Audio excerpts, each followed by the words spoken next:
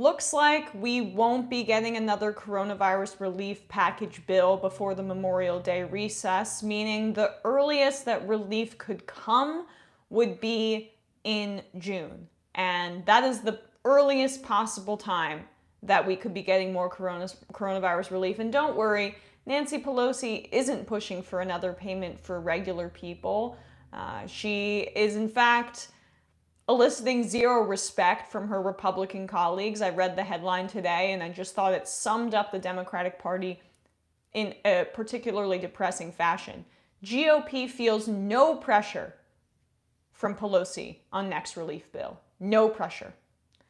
Republicans are in no rush to cut another massive check and insist they won't be pressured into action by Speaker Nancy Pelosi. By the way, she has a majority in the House, and they feel no pressure. We have not yet felt the urgency of acting immediately. That time could develop, but I don't think it has yet, Majority Leader Mitch McConnell told reporters on Monday.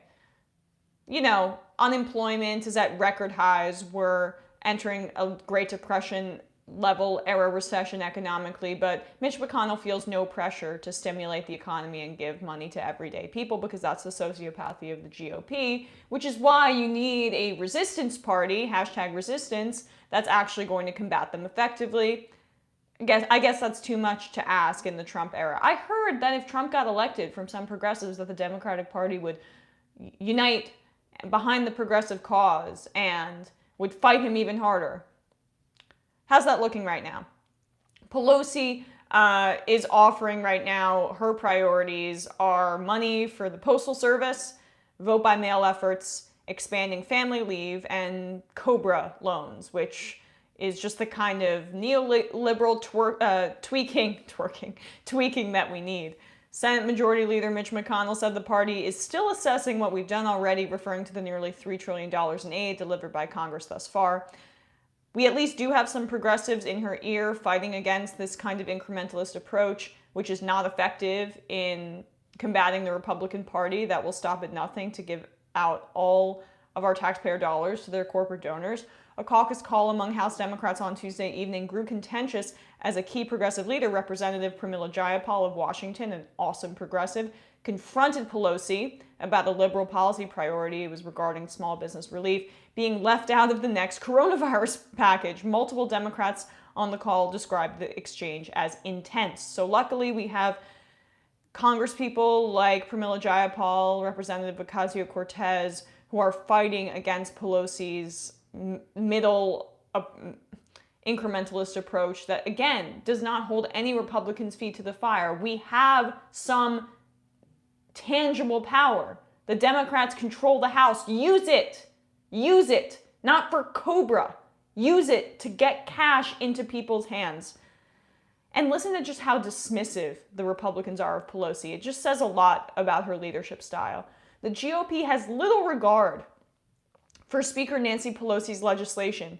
And in interviews, Republican senators said it does nothing to pressure them to act. Senate Majority Whip John Thune said in an interview that the House bill is more like a messaging document than anything else. Does that not hurt at your core, Nancy Pelosi, that that's how they view your leadership? It's embarrassing. You should be embarrassed. But instead, oh, she's the resistance queen. The Republicans don't even respect her enough to look at her bill as a bill. They look at it as a messaging document. Again, as I reported on Friday, Bernie Sanders, Ed Markey, Kamala Harris have a bill in the Senate that would provide $2,000 in payments to many Americans monthly until this pandemic is over. That's not going to pass, but it's a starting point, and it's something that's entered into the conversation. Pelosi hasn't even considered any payments in this latest bill, not even a second payment that I've seen in articles I've read about this. So it's grim. It's grim. And unfortunately, this is the leadership that we have to rely on to get the crumbs that we need to get out of this pandemic alive.